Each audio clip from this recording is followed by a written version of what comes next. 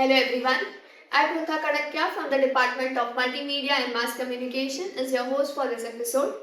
Before we begin this episode, we'd like to offer our sincere gratitude to our principal, Professor Dr. Maushmi Datta, for giving us the idea to start our own podcast, our vice principal and IQAC coordinator, Dr. Mona Mehta, for helping us to make this podcast come into existence. This podcast is in association with Internal Quality Assurance Cell and hosted by the Department of Multimedia and Mass Communication, the NKC Spotlight.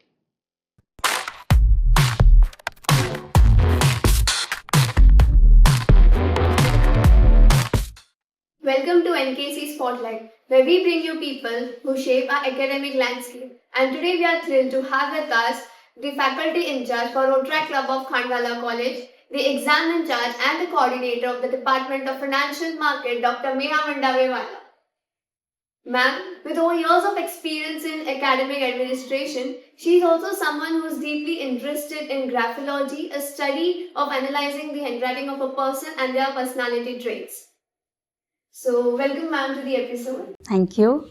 Ma'am, my first question to you is, what sparked interest to study the graphology? Honestly speaking, I am interested to learn new things. I always strive that what I can do new for this calendar year or otherwise. So I wanted to do it for quite some time, and then it happened. I had one vacation, nothing to do, so I enrolled for graphology. So that's how I learned it. Interesting. So, have you ever found any unusual handwriting and you have tried to analyze and you have found out something different results out of it? Definitely. First and foremost, I started analyzing my own handwriting while I was learning. And because we had to do a lot of practice session, and thanks to the profession I'm in, I got to see every student's handwriting during examination. That time I wasn't the in charge. So in supervision, I would analyze their handwriting. Even otherwise, I would mentally find out. And it also helped me when I approached a couple of students when I was their mentor, and they actually said that yes, they were facing problem. And that's how I started developing this confidence that yes, there is some connection with handwriting and personality, and also with our mental health and and handwriting. Right. So as you mentioned, so when you're evaluating the answer sheet of the student, do you evaluate students? First, there are two myths about it. One is when you asked about examination, like I said, it's a mental health. So when you write something, it is not just the words and the letters, it is also a replica of what you're thinking. So in exam, you are stressed how much ever prepared you are, how much ever casual you are. So with that stress, it becomes very difficult, or that becomes kind of unfair if you try to judge a person during that time. So I try to differentiate the analysis part and the content part during examination evaluation, because that's a serious thing. But otherwise, yes, I do. And especially when I consult somebody, when they come for consultation, I prefer them not to write. When students come, they tend to write their answers and say that, ye humne khud se likha hai. So I tend to avoid that, because every time you analyze a genuine handwriting, it has to be something what you feel and not something which others have told you. So when you're writing a paper on psychology, you're not writing your psychology, you're writing something which a theorist has proved. So that's not your thoughts. Right. So the thoughts which a person write, you analyze it and then you get to know the personality traits of a person. Absolutely. In fact, if you want to observe it, when you're writing a greeting card with lots of love, you see your handwriting, and when you're writing an application to be exempted from a fine, you see the handwriting. So you'll know the difference. You don't need a graphologist for that. Absolutely. So it's an interesting concept to learn and understand. So my next question to you is, over the years of experience, how has your approach towards teaching evolved?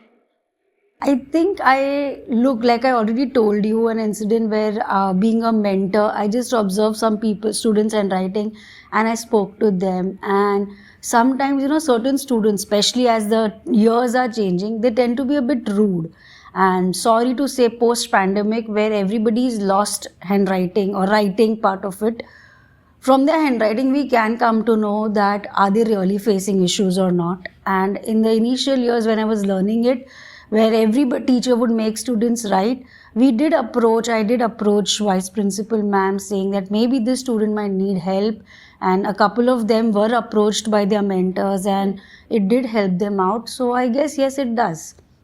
And more than that, I feel writing is very important, because that not only tells you about your personality, it is like a reverse mechanism also.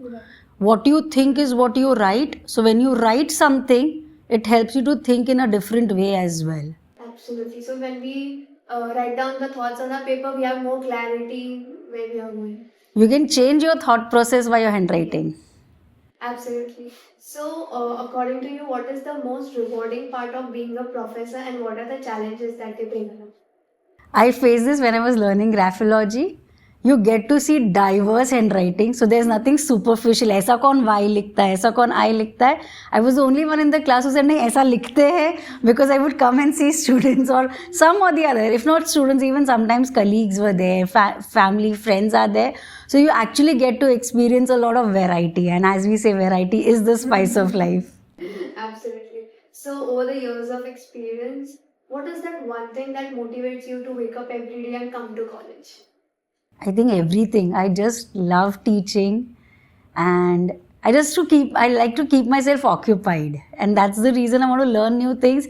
That if not college, I think there's something I can look up to. So that's the one motivating factor that keeps you going and Learning. So apart from graphology, what are the other hobbies or interests that you like to do when you're very stressed or tired to get in a good mood and get refreshed? Honestly speaking, I always say this. My life is छोटी छोटी wishes की लंबी list है. So there's lots that I've done. There's lots that I want to do. I started with walkathons. I completed 6 of them. Now my target is at least I should have 12 finishers medal. So I did Tata Marathon. So swimming is something that helps me out. Luckily, I stay very close to Juhu Beach. So just spending and doing nothing, sitting on that cold sand and watching sunset is something that really keeps me going. There are lots of things. I mean, I find something or the other. That's great, because we need something that helps us relax at the end of the day, especially when day gets stressed and tiring. And when I cannot move out, I would like to add there's something called as grapho exercise. So with which there is one pattern which helps you to relax. So if I cannot go out, I'm not able to move out, I'll keep doing that also. Rough exercise. So ma'am, we have an activity. So we have a number of statements written, and we want you to analyze them. Sure. But one thing, one statement, signature and actual. These are 3 different things that come in. Okay. Signature is what you're portraying others. So next time when you go to a graphologist and say, ye signature analyze karna, let me tell you, it's just what that person wants to project to public, not what that person is. Right. Okay. Ma'am, you mentioned about the grapho exercise. So can you demonstrate how to start? The grapho exercise for stress management is something like this, where the length of the design doesn't matter, but the bubbles on the top and the bottom should be of the same size. The distance should be of the same size. This is something which we've been doing, but if you do something like this, or bigger like this, or going downwards or going upwards, that basically shows your stress level and different kinds of stress that you have, the level of stress and the intensity of stress. So if anybody genuinely wants to get a relief, you can definitely practice that. And this is something which is recommended to patients with a lot of mental ill health to be done regularly. And if you're genuinely interested to improve your mental health, you can take a notebook and see the journey yourself. So ma'am, we have an activity here. Some of our students have written their statements, and we want you to analyze them. Definitely. Okay, I will not reveal the person's name, but this first one that you've shown me, this person is very secretive, believes to live in present, at the same time very ambitious and very hardworking. So if you know this student, have the other traits right? There are much more to it, but for starters. Interesting to know to just figure out from the handwriting. Second one, Yes. this person does a lot of mistakes, but then leaves it, doesn't learn from his or her mistakes, is very dependent on parents, wants to take their guidance, which is a rare thing. So whoever this student is, kudos to you. In fact, even the next one, both of them have a similar dependency on their parents. Going to the third one, this person is a very good listener. So he's a keeper as a friend, whoever he is. So you can always ask this student, you can go to him, pour out everything, he'll be a very good listener. Again, this person lives in the moment, doesn't think too much, and he is also a keeper because he keeps his goals low so that he can accommodate everybody. He can achieve a lot in life, but he hasn't set good goals or higher goals for himself. He is undermining his potential, whoever this student is. And the last one, this person is kind of very carefree,